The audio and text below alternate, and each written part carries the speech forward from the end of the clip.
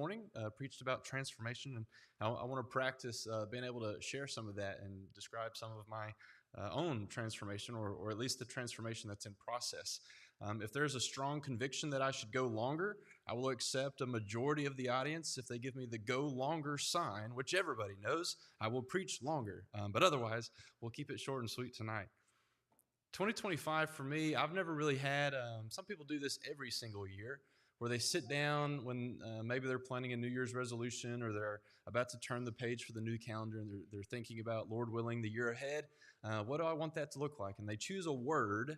Maybe they write it in their planner, or they put it in their journal, or they put it on a sticky note, that it's going to be their focus for the whole year. And as much as I like resolutions and journaling and all that stuff, I've never really gotten on that trend. And this year I kind of have. I kind of fell into it a little bit. It was something that had just started happening more so than I really took the time, which this is going to be ironic in just a minute, took the time to say, hey, I want to do that. It just became such an important theme in my life that it quickly became evident. This is what 2025 is going to be about. And that word for this year is intentional. Just the idea that everything I am doing, everything I want to do this year, I want to come from a very intentional place, not a place of just habit, just that I have built this habit and that's how my life is kind of moving me forward, or not just I'm going with the flow, or something is easygoing, or just I have created this and it's just moving me forward in life. I want to be very intentional this year. Something started happening back in January. Obviously, I am a counselor, but I'm in my own therapy. And so some of this is a glimpse of behind the scenes of Derrick's own therapy. So disclaimer, caution, buckle up. But also I had the opportunity to present a series of lessons about love your neighbor as yourself. Specifically being asked, Derrick, from what you know from your counseling training and your ministry training, can you teach on love your neighbor as yourself? What does it mean to love your neighbor? What does it mean to love your neighbor in 2025? What does it mean to love your neighbor when you disagree politically? What does it mean to love your neighbor when they're at school or on your ball team or a coworker? What does it mean to really love your neighbor well? And then that condition, or that statement that Jesus adds there as part of when he's asked the question, what is the greatest commandment? He said, love the Lord your God. But the second is like it, love your neighbor as yourself. How can you love yourself well? How can you love yourself well enough to the point that to love your neighbor the way that you love yourself would actually be a blessing to them, would actually be a kindness to them? So here's the transformational story. There have been parts of Derrick that I have not loved very well. There have been parts of myself that I have not loved very well or treated very well. And this became like glaringly evident. You might do this same thing for yourself, and you might notice it within yourself. It's something that I do. If a friend or somebody that I cared about, or somebody in the youth group, or one of my brothers came up to me and they had something that they were dealing with, they had a question about life, or they had a struggle, or they had something personal going on, or they had just a difficult situation and they needed advice, I know how I would show up for my friend. I know that I would be very compassionate. I know that I would turn my empathy to a 10 out of 10. I know that my listening ears would be on. I know that I would be so kind to them. I know that there's no part of me that would want to like rub their nose in it, or attack them for that, or judge them harshly for that, or to like berate them for how could they have been so dumb. There's no part of me that would have given them any of that energy. And yet there's been parts of myself, or things about me, or characteristics about me that I have really treated shamefully, that I have said, you're an embarrassing part of me. This is not a part of me that I want anybody to know about, or this is something that I just wish was different. And my energy towards that was shame. You should be ashamed of yourself. Or how dare you, right? Some aspect of casting that judgment on myself. So maybe you've found yourself in a similar position. Maybe there's something about your life, or a part of you, or something that you find yourself thinking or doing, whatever it might be, and then you treat that part of yourself very harshly. But if a friend came up with the exact same issue and wanted to talk to you about it, you would extend them so much kindness. And that was just a revelation as I was teaching that teaching series about love your neighbor as yourself. And then I was dealing specifically with like what do teenagers struggle with? What did I struggle with as a teenager? And then the ways that we maybe don't love ourselves so often, the way that we berate ourselves, or we become very, very critical towards ourselves, just became very evident. I want us to turn our attention to 1 John chapter 4 this evening. I'm going to read a selection of these verses, all from 1 John chapter 4. Verses 7 and 8, John is writing, and he's describing here, this is the passage you might be familiar with, where John writes that God is love. In verse 7 and 8, "Dear friends, let us love one another, for love comes from God." Verse 8, "Whoever does not love does not know God, because God is love." Verse 18, "There is no fear in love, but perfect love drives out fear." Verses 19 and 20, "We love because he first loved us. Whoever claims to love God, yet hates a brother or sister, is a liar." Verse 21, "And he has given us this command: anyone who loves God must also love their brother and their sister." Jesus writes very boldly, very simply, very straightforwardly, and with beautiful clarity, God is love. And that love is the source.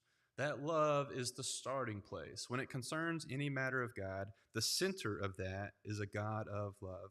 But there's also in these verses a quiet kind of tension or a conflict that you might pick up on.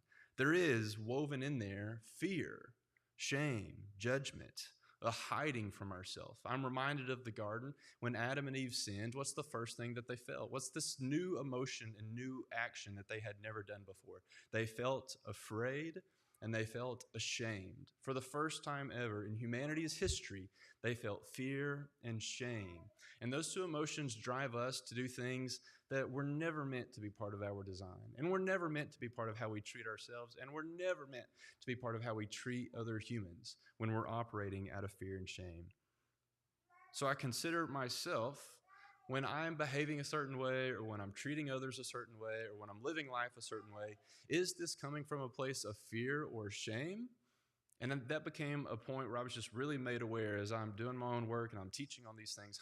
There's a part of me that seems maybe one way or acts a certain way, but it's really deeply rooted in fear. I'm fearful that something would happen, and that motivates me to do this. When it's coming from that place, that was not as God intended. Our capacity to love, our capacity to love other people, our capacity to love even our own life, even the parts of me that are flawed, the parts of me that I deem less than perfect, the parts of me that I would say are less presentable, require my love just the same. If I can start to treat my brain, which sometimes is helpful and sometimes tries to be helpful in all the worst ways possible. Like when you have a friend that really, really, really wants to help you out in some way, but they're just doing the most. They're just doing too much, and their desire to help is actually getting in the way. My brain does that to me sometimes. When I'm in that position, I can remind myself I'm already loved. The God of love already loves me. He's not waiting on me to get everything together or to get past these ugly parts of myself before I can be loved. God loved first, already loved. So some questions for you to ponder tonight. Is there a part of you that you have been withholding love from? Is there a part of you that you especially criticize or avoid or treat like an enemy? John writes, there is no fear in love, and yet so often fear is how we sound in our own head. John says there's no fear in love, there's no punishment involved in fear. How do your thoughts sound? Are they very fearful? Are they very shameful? Are they very punishing? Sometimes we have this fear of being lazy, a fear of being unworthy, a fear that our feelings are either too much or somehow not enough at the same time. And so what do? The word that we use a lot of times as a spiritual word is we exile those parts. We kick those parts out. We say that part has no room here. I'm going to treat that part of me harshly, and we kick that part out. We don't love them. Instead, we push them away, or we scold them, or we pretend that they're not there. But if God's love is perfect, like we read about in Scripture, and if we're called to live from that source of love, then the invitation is to love even the fearful, messy, unpresentable parts of ourself. And I want to present to you tonight that is not selfish. I don't want us to leave here thinking we have all the permission to be egotistical or prideful or narcissistic. Derrick taught to love ourselves, every part of ourselves, and forget what everybody else says. We're not trying to be self-centered, but we're trying to let God rewire some of our instincts that are so fear-based or shame-based, and instead to operate from a place of love.